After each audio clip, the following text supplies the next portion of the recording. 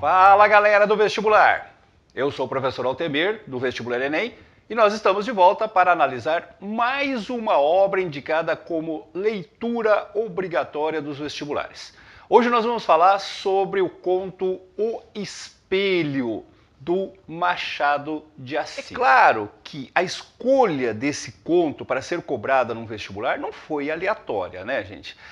Se você parar para pensar um pouquinho, esse conto tem tudo a ver com a realidade social que nós vivemos hoje. Nós vivemos, talvez como nunca na nossa história, numa situação em que estamos totalmente presos, dependentes, né, de uma imagem social. Isso sempre existiu lá no século XIX, quando o Machado escreveu esse conto, mas hoje, com toda a tecnologia das mídias sociais, essa exposição permanente a que as pessoas se propõem sobre a sua vida, acabam fazendo com que cada um crie uma imagem que geralmente é muito positiva e muito distante da sua essência. As pessoas estão muito presas, muito dependentes dessa alma externa, desse olhar do outro, dessa imagem que se vende socialmente. E tem muitas formas disso ser cobrado, inclusive com analogias, com comparações com outros textos. Vocês têm que ficar muito atentos a isso. Eu selecionei aqui alguns fragmentos de uma análise crítica feita pelo Alfredo Bozzi sobre esse conto, para a gente poder entender um pouco melhor a sua essência. Olha só o que diz o Alfredo Bozzi. Cumpre-se nessa passagem a perfeita analogia entre o espelho e o olhar do outro.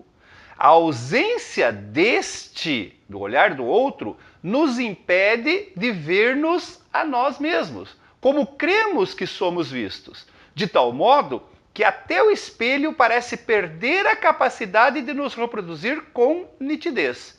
Restou somente o reflexo de fragmentos esparsos, sombras desgarradas nos vazios da alma interior.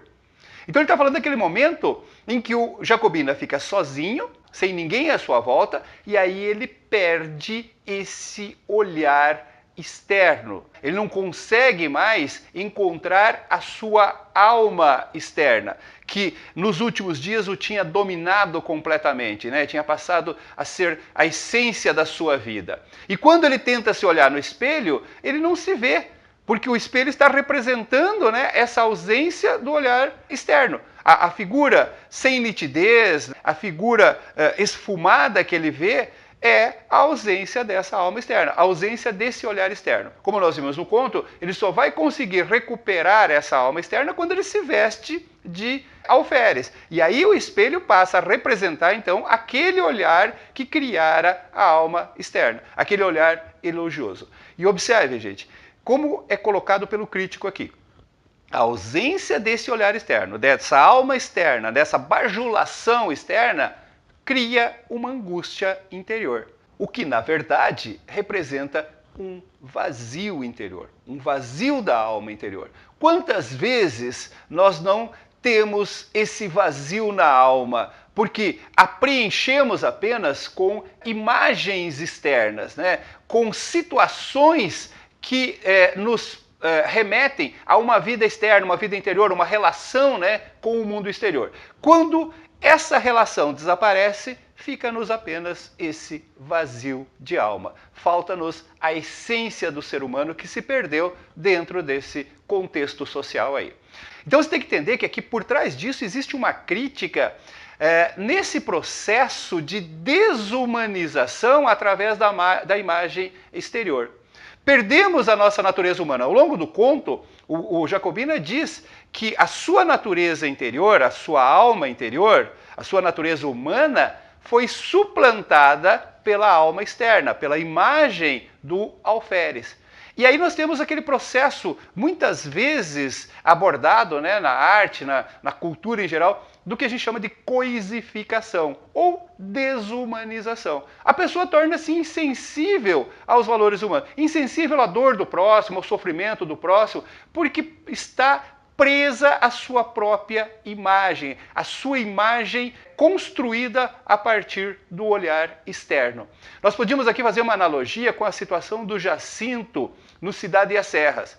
O Jacinto, enquanto vive na cidade de Paris, dentro daquele glamour, daquela representação social, de um papel de rico, inteligente e tal, ele é insensível. Quando o amigo tenta chamar a atenção dele para as injustiças sociais que existem na cidade, as crianças passando fome, os pobres trabalhando de forma desumana, ele não vê nada. Ele está insensível, ele está tomado por esse glamour, por essa imagem externa que é tão comum dentro dos grandes centros urbanos.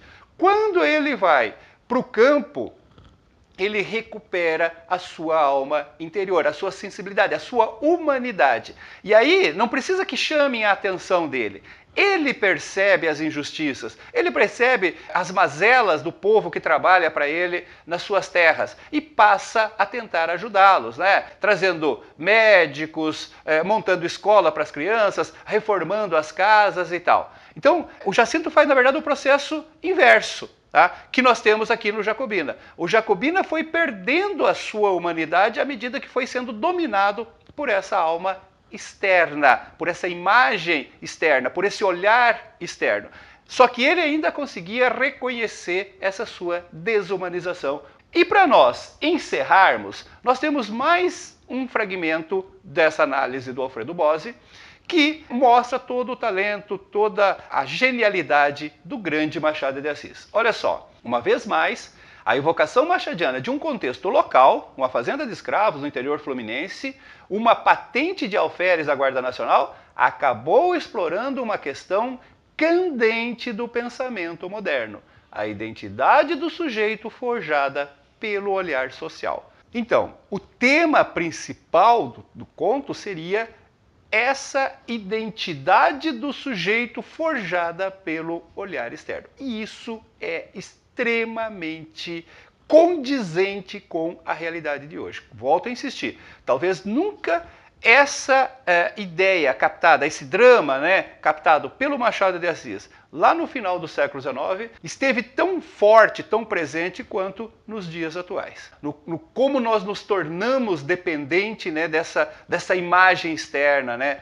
desse olhar externo, e o quanto isso nos desumaniza, nos coisifica, nos massifica diante de uma realidade, nos torna insensível para as coisas verdadeiramente importantes, né? As coisas ligadas à natureza humana. Então, é um belíssimo conto e tem muitas possibilidades de exploração. Volto a insistir, a possibilidade de se comparar com outros textos, né, da psicologia, da sociologia, é muito grande. Então, fiquem atentos a isso. Certinho?